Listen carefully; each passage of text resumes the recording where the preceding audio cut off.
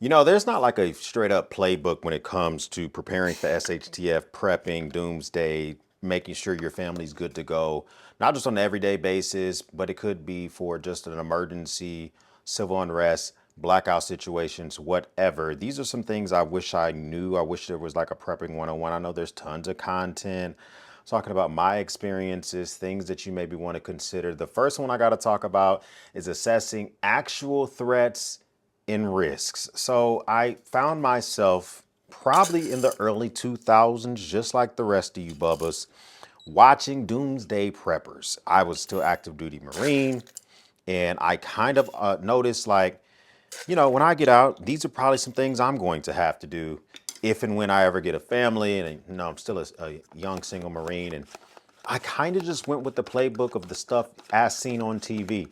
That just made me not actually assess risks that in their current day. You see me pump out some of these videos, and some folks in the comments are saying, why are you even talking about this? Or it doesn't matter, or this, that, and the third. It's because I'm trying to help you guys identify and assess risk. These are things that I think about when it comes to my personal life and how they could affect me, even if I'm not a direct person that could be, affected by the situation.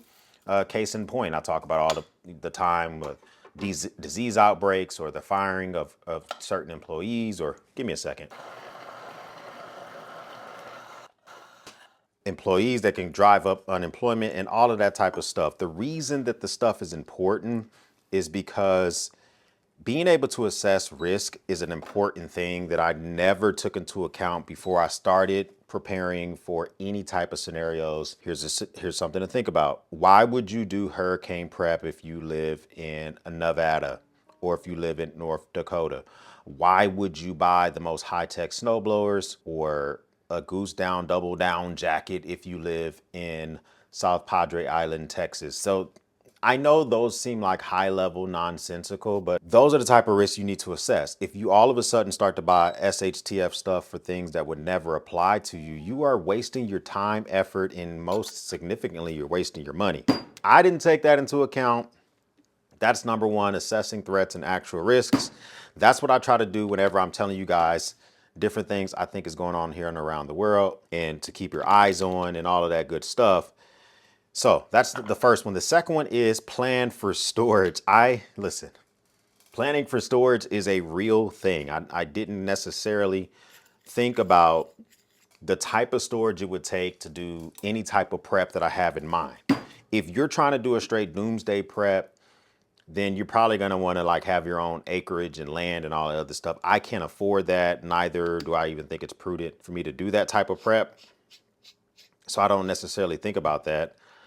But even the storage around my house, like my goal is to get myself inside house-wise to the point where I have 7 days of prep ready to go for a family of 7 at any given moment. That is extremely hard to do, mainly because everybody has different needs. Everybody has different things that they want.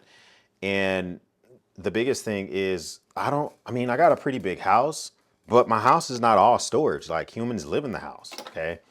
And I never thought about planning for storage. I ran this by Mrs. X literally earlier today when I told her, I said, hey, how about we consider getting a second refrigerator in our kitchen? And she damn near slapped me through text message. But my point is that we have a big ass family.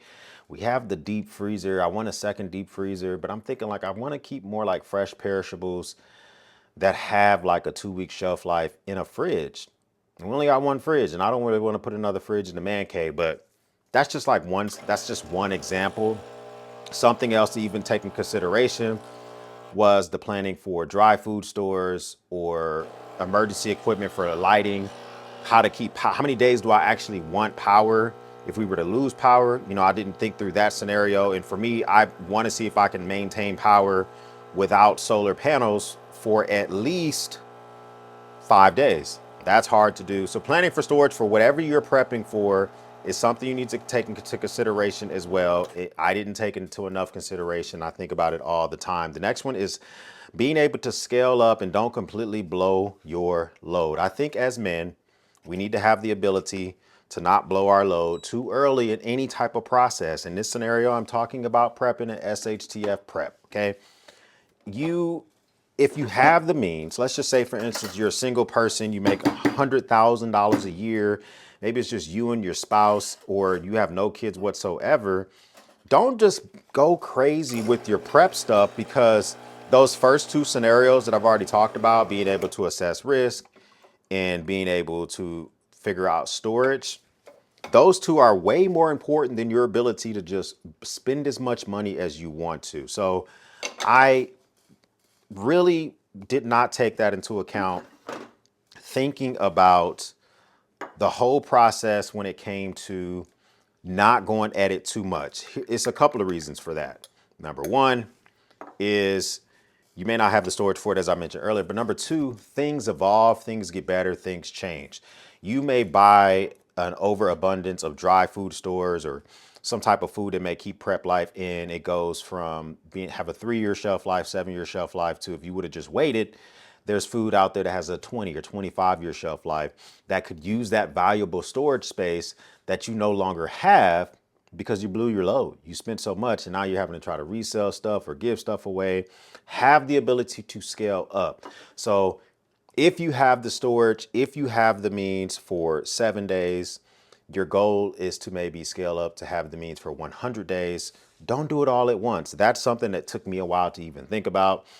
Here's another big one that I just kind of poo-pooed: comms, OPSEC, and defense. Defense, I didn't really poo-poo. I got a lot of guns and I got a lot of ways to monitor, but I didn't really take into account me being able to communicate with the world.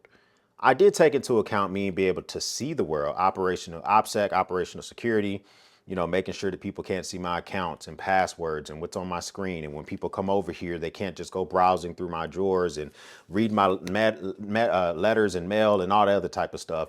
That's one component of it. But comms, whether you ham radio certified, you have RF technology, or if you have satellite technology, you have sat phones, maybe you get a Starlink, maybe you get a competitor if you're not a big fan of Elon Musk.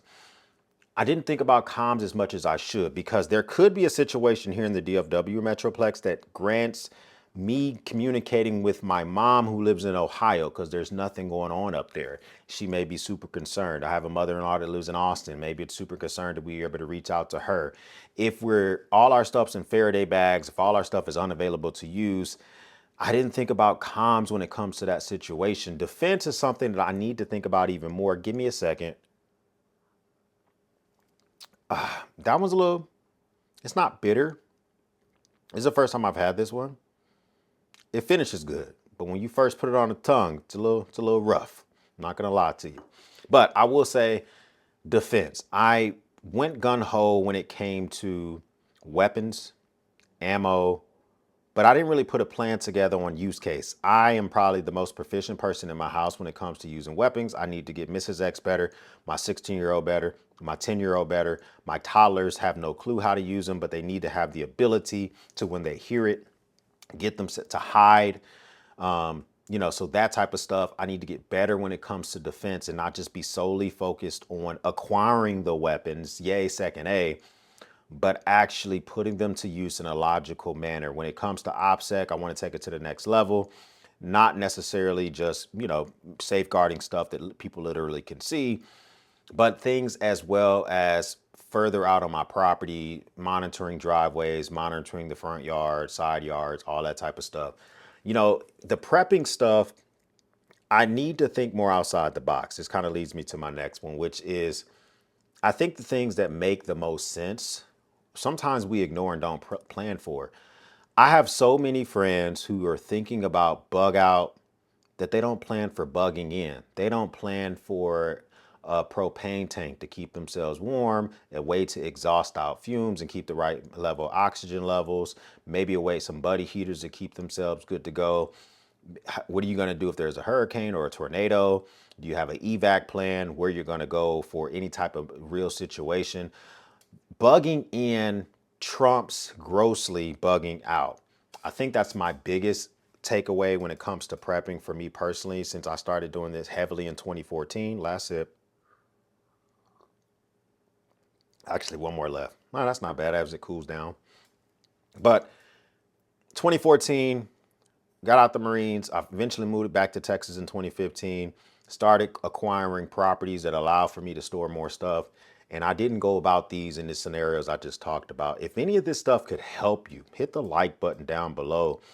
That lets me know that you got good content out of this video. If there are things within prep that you totally didn't think about or I'm missing, or you think that a lot of people are doing completely wrong, such as prepscaping. We're not even going to talk about that, which is making your prep look beautiful for no specific reason. I'm not talking about well organized.